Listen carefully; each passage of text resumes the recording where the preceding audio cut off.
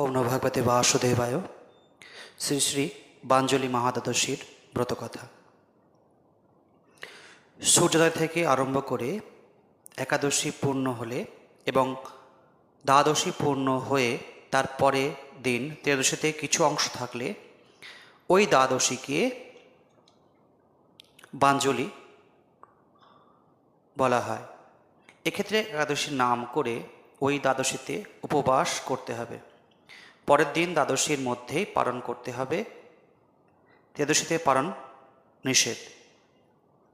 পদ্মপুরাণে বলা হয়েছে এই দ্বাদশী ব্রত শ্রীহরির অত্যন্ত প্রিয়, একটি অশ্বমেধ যজ্ঞ এবং 1000 অগ্নিমিষ্ঠ থেকেও শ্রেষ্ঠ।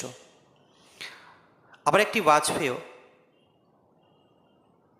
1000 অশ্বমেধ থেকে আরও বেশি শ্রেষ্ঠ।